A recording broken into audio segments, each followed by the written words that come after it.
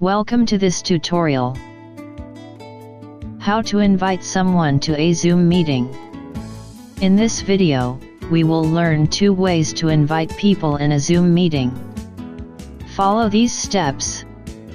Sign into your Zoom desktop client. If you already have to schedule a meeting, then click on Meetings in the top menu. You will see a Schedule Meeting here, so click on the Copy Invitation button. Now go to your email, click on the Compose button.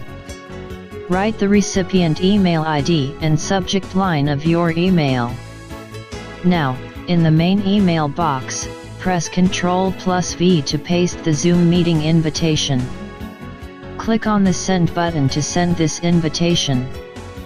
The second way is, when you are in a running meeting, you can invite someone. Let's see how you can do it.